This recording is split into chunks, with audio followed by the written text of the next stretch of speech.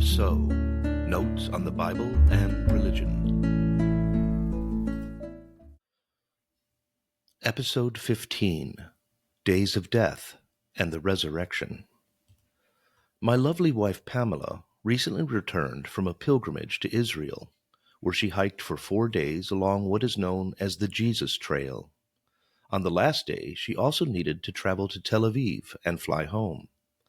Because it was Saturday, there was some trouble both with ground transportation and with finding food before a long flight home. Saturday is the Jewish Sabbath, the day of rest, Exodus 20, verse 8. Everything was closed.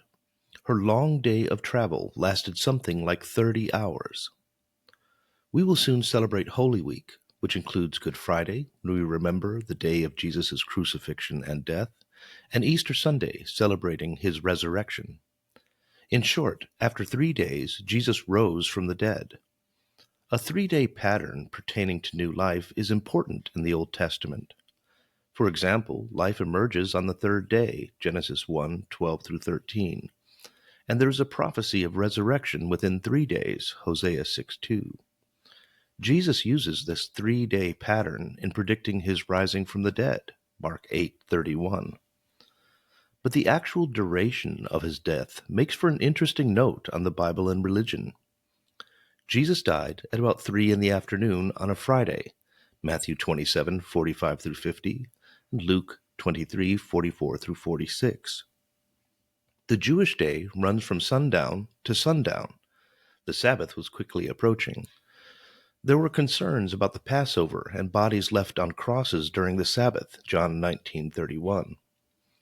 Jesus would need to be entombed quickly, and there was much to do. With little time to spare, his body would need to be untied and unspiked from the cross, covered with a shroud, transported for burial, and entombed. There was no time to fully prepare his body for a proper burial before sundown. It was women who did what they could, and then left the tomb with their work unfinished. Imagine looking back on the body of Jesus and your unfinished work, just before the stone is rolled into place, covering the tomb.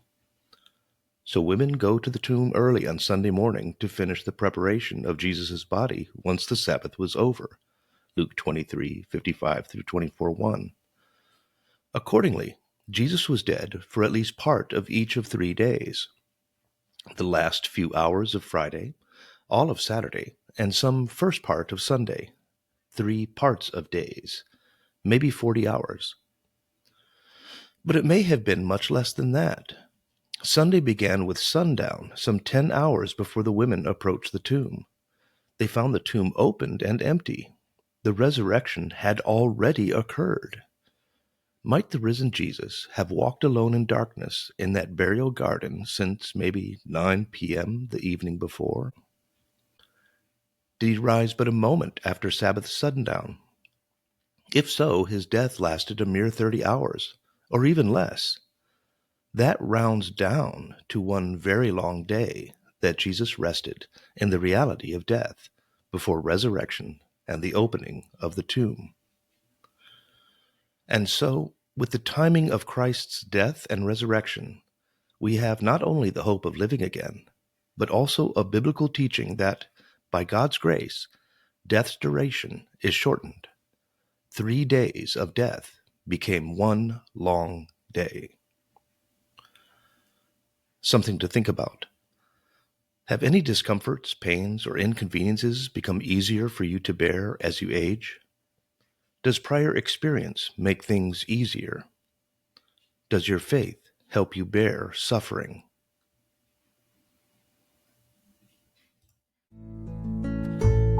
Print and ebook editions of And So, Notes on the Bible and Religion are available on Amazon.